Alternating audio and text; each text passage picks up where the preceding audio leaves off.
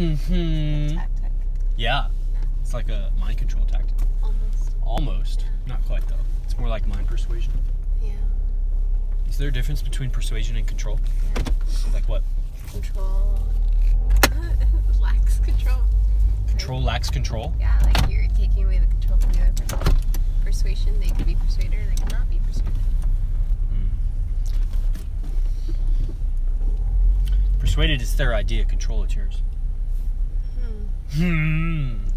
So, I don't know if anybody's going to join this live. It's YouTube, you know? More people join my Facebook lives. But I titled this video Beginning Meditation. I believe I did. Beginning, like the steps to beginning meditation. Good morning.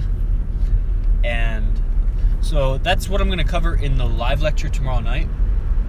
I was inspired because I was reading Doug's new book, and Doug was my first yoga teacher. And he featured me in his book, so I decided I'd read it, even though I memorized his first book. There's not many differences in this book, except he does, finally, after 45 years of teaching, he finally started to give some descriptions of how he meditates. And that was like my first phenomenal experience of a spiritual master. And it's very interesting because there's so many different kinds of spiritual masters. And one of the spiritual masters I know, his name is Frank White, and he's a sorcerer. And one of his top students, his name is Wasi Reza. Shout out Wasi. And so Wasi and I were hanging out in Hollywood like a few months ago, I forget when. And I was telling him about Doug. But his reference of a spiritual master is Frank. And Frank is absolutely a spirit. I mean, Frank is a sorcerer. Frank actually literally is the master of spirits. Like, in the way I'm your master, like, he's the master of spirits. And and so Wasi's idea of spiritual master, so he basically started asking me about Doug, and Doug's not like that. Doug is a very right-hand path yogi, just surrender to the ultimate power, Ishvara, the Lord of Yogis. But at the time when I'd met Doug, I'd never meditated. Or when I went to teacher training, I had yet to meditate. From what I understand now, it's kind of like, as you know yoga now, you look back on your life and you could say, wow, there were actually moments that I was doing yoga. Like, there were moments that I experienced that state of mind that I achieve at the end of my yoga practice. And so you were doing yoga, you just weren't calling it yoga. And there maybe wasn't like a step-by-step method to experience it. You just had glimpses of it, like, beautiful music or love or just the profound stillness that you experience at the end of a, deep yoga, like exercise, like a run or something. Like, those are glimpses of no mind. Or like dream state. Or when you first wake up, then there's so many moments of, what part of the world are you in today? Gainesville, Florida. And so I'm at teacher training with Doug, and Doug is guiding us through this meditation, which I remember to this day. I don't teach it much. It's more of just like a visualization. But to the ability that you can hold on to a single form in your mind. It could be a word, a picture. That's meditation. And so he's guiding us through this thing, and my eyes are closed, and I'm seated. At some point, it feels really good. Like, I'm just feeling it. Like, I'm feeling the meditation. It feels really good in my body. Like, I see the picture super clearly. And I decide to open my eyes. And when I open my eyes, Doug is glowing this golden yellow. It's not, like, super bright, but it's super piercing. It's like the rays of golden light that were coming off of him were just, like, and I started to cry. It was the second time. I cried 2 times at teacher training, and that was the second one. And that was really profound for me. And so I wouldn't compare someone like Doug Swenson to someone like Frank White. Frank White is apparently a meditation expert. I don't learn meditation from him, but I study some of his material called The Grail of the Serpent. So if you're interested in that kind of, let me roll that up, that kind of sorcery stuff, I mean, Frank is I'm not the sorcery expert. I take little bits from him, and I like how he communicates. He talks about the mind and how he talks about reality and different layers of perception and layers of the subconscious mind. I highly resonate with it. It gives me a vocabulary that helps me transmit what I know. But I'm like somewhere in between. I'm somewhere in between that. Like, I dabble with spiritual communication, but I also dabble a lot. It's more than dabble, really, with totally surrendering ego to environment, to just nature around. And there's, at some point, words and distinctions kind of clutter, or they make it vague. They blur the distinctions. And there's really no difference. And Doug, in his book, he's talking about staring at a picture of an idol or a deity or a person until you create a spiritual connection with them. And it's like, that's sorcery. That's so I want to make sure we're going the right way. If this is the right way. The one I know is down 13th Street. Oh, this isn't 13th Street? No. It's 34th. So I'll go left up here? Okay. I'm in the middle of the light. What is this person doing? There you go. There you go. All right. All right. And then left here? Yeah. Okay. So the steps to meditation, I'll go over. I liked how Doug broke it down in his book. And so then I'll have my insights on it too, of how to step into it. Just in the beginning, it's kind of like we went over this morning, just briefly, but there's more. That was like the first 3 steps. And in my opinion, a lot of people are not ready to meditate. There's too much agitation in your breath and too much agitation in your body, that the effort to put in to try to meditate is very large, and the effort, it should be effortless. And so you got to tame your body, you got to tame your breath.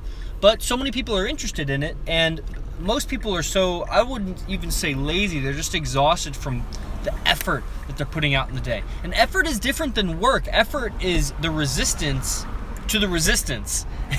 So there's a resistance to what you want to do. It might come internally, it might be something outside of you. And the resistance to those resistances is the effort. So a lot of people are just kind of fed up by resisting things, and they just want to, this isn't 13th, right? No, this is Archer. So you're going to turn left and go down Archer, and then turn right and go down 13th. Where would I just take the first right? No. After the bridge. Okay. And so a lot of people are fed up putting effort out to try and attain some kind of yoga achievement, to still their body, to still their mind. And so there are tangible steps that can lead you into the experience of meditation. How deeply you experience meditation will be ultimately limited by how agitated your breath is, by how agitated your nervous system is, and or not, how calm your nervous system, how calm your breath is. And so that's posture practice and pranayama, which is what I mainly teach, is postures and pranayama. But in the Silent Flute lecture tomorrow night, I'll give you steps. Begins simply with your posture. How do you sit?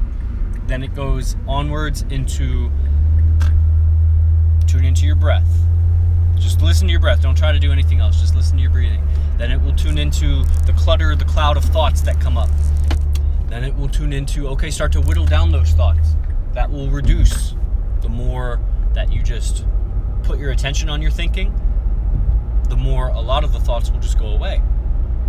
Then as you reduce it down to a single thought, then you start to apply your mind to visualize, to clearly see and feel and smell and taste and hear all the qualities of the form that you're looking at. Then you start to play with the form and change it. And onward and onward.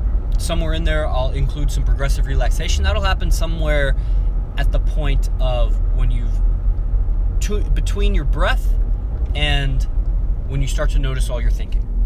As soon as you tune into your breath and it becomes kind of calming and soothing, that's when you work your progressive relaxation from head to toe, and that will allow you to induce a kind of trance state that becomes very receptive. The idea is to receive. Meditation is a very receptive act, and there's a yang aspect of meditation, which is the visualization. So when you apply your imagination to see things, like in the spotlight imagery, that's why it's a meditation. You're applying, which by the way, spotlight imagery is a posture therapy product. January 1st it comes out. And so when you apply your imagination to see forms, the idea is to do that in such a way that you can receive messages. So you tune your mind, you focus your mind onto a form so that actually your mind becomes very receptive. It's kind of like if you're running and you're focusing on the rhythm of your run. And like that's all it is. You're visualizing like left foot, right foot, like elbows straight back as you're running, like not bobbling the head, just breathing. Maybe you have a cadence, like a 4 steps inhale, 4 steps per inhale, 5 steps for exhale, or something like that.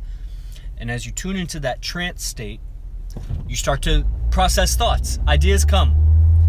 And to the degree that you hold into that trance state, more and more ideas come.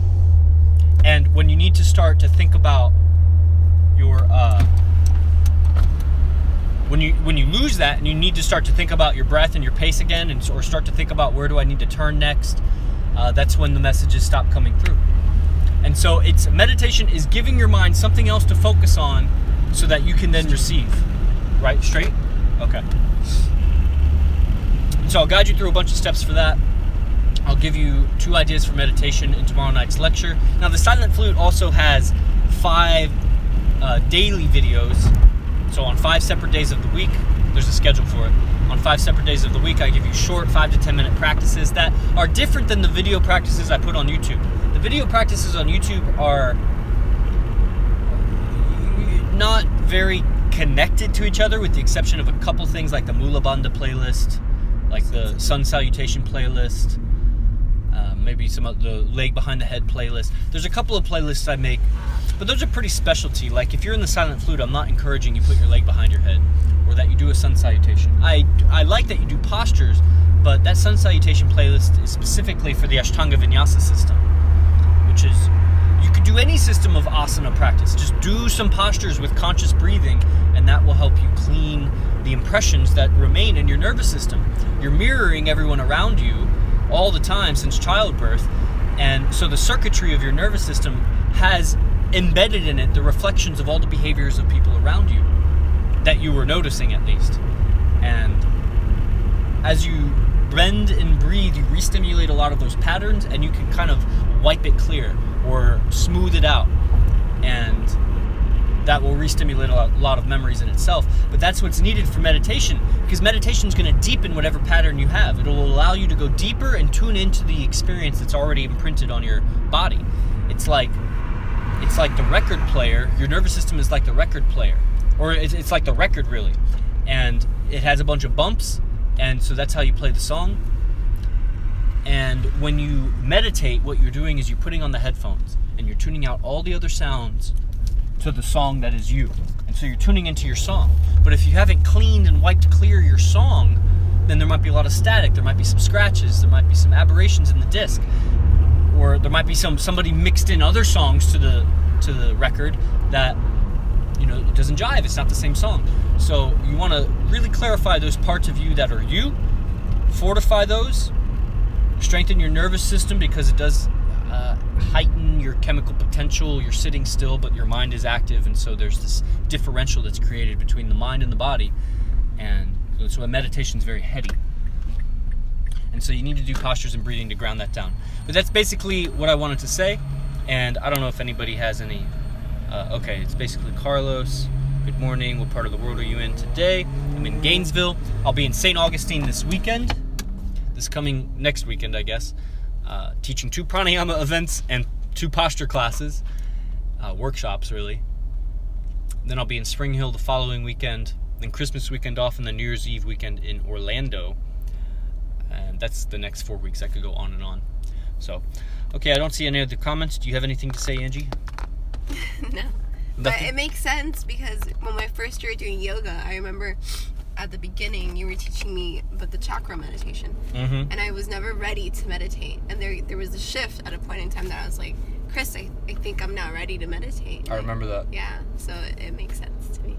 Mm. Yep, that's how it was for me too.